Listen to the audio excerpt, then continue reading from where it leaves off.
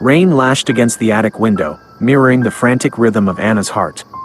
It wasn't the storm that gnawed at her nerves, however, but the dusty trunk she'd just unearthed from the shadows.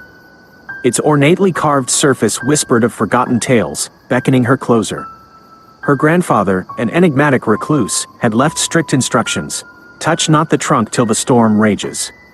With the wind howling like a banshee, the storm was raging indeed. Hesitantly, Anna lifted the rusty lock. A stale, earthy scent wafted out, tinged with something metallic. Inside, nestled amidst moth-eaten clothes, lay a small, velvet-lined box. Curiosity battled trepidation within her, and, succumbing to the former, she lifted the lid. A gasp escaped her lips.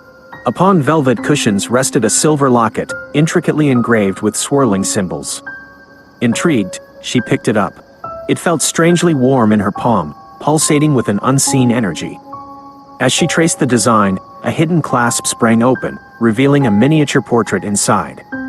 The image chilled her blood. A woman with raven hair and piercing green eyes stared back, an uncanny resemblance to herself.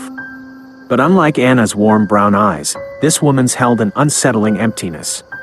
A shiver ran down her spine. Was this some distant ancestor? Suddenly, a low growl echoed from within the locket. The portrait flickered, the woman's lips parting in a silent scream. Panic surged through Anna. She dropped the locket, a clattering chorus against the wooden floor. It rolled open, the portrait staring up at her accusingly. Then, the unthinkable happened. The woman in the locket lunged. Thin, spectral tendrils stretched from the image, wrapping around Anna's wrists, anchoring her to the floor. Terror choked her scream. The woman's face contorted in a malevolent grin as she spoke, her voice a raspy whisper, finally free, after all these years. Anna struggled, tears stinging her eyes. The entity laughed, a cold, hollow sound that resonated in the air. "You foolish girl," it hissed, "you released me from my prison.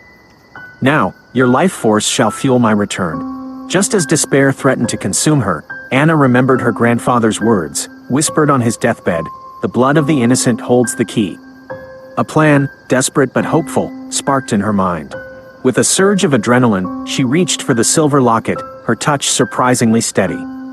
Ignoring the chilling tendrils, she focused on the woman's eyes, her own welling up with defiance. "You claim I freed you," she rasped, "but I can just as easily trap you again."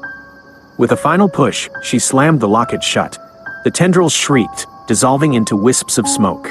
The portrait contorted in rage, before fading back to its lifeless state. The locket grew cold in her hand, the metallic pulse gone. Exhausted but alive, Anna sank to the floor, the storm outside mirroring the turmoil within. She had survived, but the experience had forever scarred her. In the silence that followed, a single question lingered: who was the woman in the locket, and what had truly transpired within those attic walls? Days later, she found a hidden compartment in the trunk, revealing a tattered diary. As she read, a horrifying truth unfolded. The woman in the locket was her great-aunt, driven mad by dark magic. Her grandfather, the last descendant, had used his own blood to bind her essence to the locket, sacrificing his life to ensure she could never return. Then, the unthinkable happened. The woman in the locket smiled, an unsettling warmth on her painted lips. Finally, she whispered, "I knew you'd come for me." Horror paralyzed Anna. Those weren't the words of a prisoner. Suddenly, the storm outside waned. In the chilling silence, a scratching sound echoed from the floorboards. Then another, and another. The attic trembled as unseen things scurried beneath. "They've always waited," the woman rasped, the smile stretching grotesquely. "Time to feed." With a bone-chilling realization, Anna understood. The locket wasn't a prison, it was a lure. And she was the unwitting bait.